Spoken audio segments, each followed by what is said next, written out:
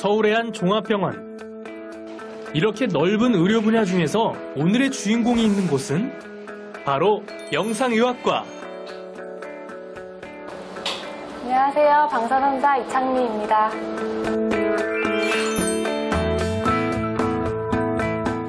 방사선사는 의사의 진료 활동을 도와서 방사선과 관련된 진료나 검사를 시행하는 의료기사입니다.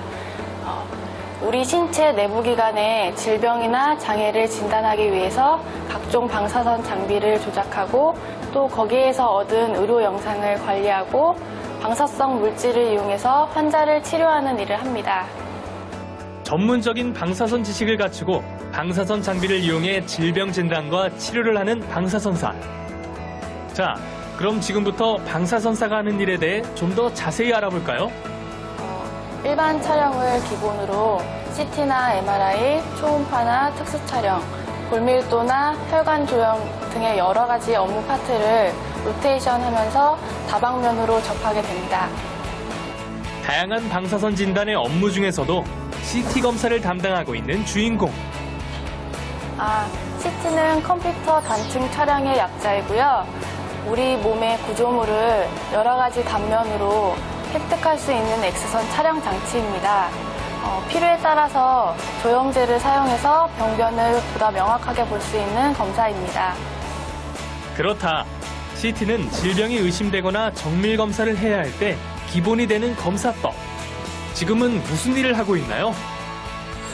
아까 전에 CT 검사를 하고 나서 영상이 맞게 올라왔는지 확인하는 작업이고요. 저희가 확인을 한 후에 영상학과 판독이가 볼 수 있도록 관리를 하게 됩니다. 그렇다. 영상의학과 전문의가 판독을 할 수 있게 기록된 영상을 관리하는 것 또한 방사선사의 일. CT 검사와 더불어 MRI 검사도 방사선사의 영역이다. 그렇다면 어떤 경우에 MRI 검사를 받게 되나요? 자산과 고주파를 이용하여 컴퓨터를 통해 재구성하여 영상화하는 기술입니다. MRI를 촬영하는 이유는 X선을 이용하는 CT와 다르게 인체에 해가 없는 자기장과 고주파를 이용해 CT보다 더 뛰어난 대조도와 해석력을 보여주기 때문입니다.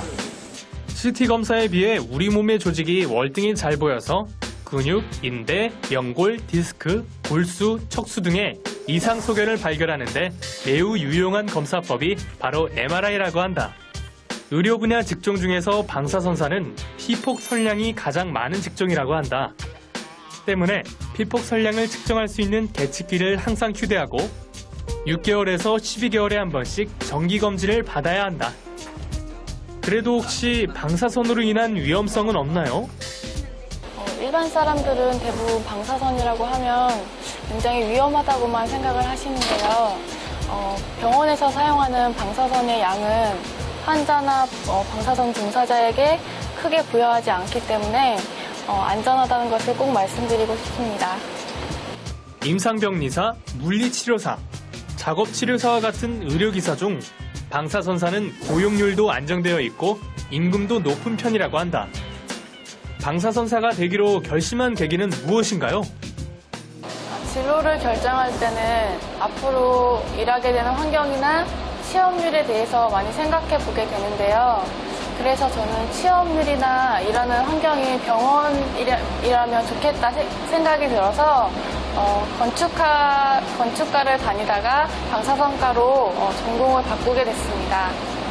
대학병원에서 일을 하면서 많은 것들을 느끼고 환자들에게서 오히려 많은 것들을 배우고 있다는 주인공. 방사선사가 되려면 어떻게 해야 하나요? 방사선사가 되기 위해서는 대학이나 대학교에서 방사선학을 전공하고 방사선사 국가시험에 응시를 해서 연어를 반드시 취득을 해야 합니다. 연어를 취득하고 난 후에는 취업을 본격적으로 할 수가 있는데요. 병원이나 기타 방사선과 관련된 분야를 자신이 원하는 곳을 선택을 해서 취업을 하실 수 있습니다. 방사선사는 주당 40시간 이상, 그리고 저녁, 주말 근무도 감수해야 한다. 무엇보다 신체적인 강인함이 요구되는 직업이라는데 방사선사에게 필요한 자질은 무엇인가요? 이 분야는 의료 장비를 다루고 모든 시스템이 전산화되어 있기 때문에 신중하게 일하는 자세가 필요할 것 같습니다. 그리고 기본적으로 인체의 해부학을 이해하고 방사선 피폭 관리에 항상 유념을 해야 합니다. 교대 근무도 있고 야간 근무도 있고 또 응급 환자도 수시로 오시기 때문에 기본적으로 체력이 바탕이 돼야 이 일을 수월하게 하실 수 있을 것 같습니다. 다른 사람의 이야기를 들을 줄도 알고 남을 배려할 줄도 아는 원만한 의사소통과 대인관계가 요구됩니다.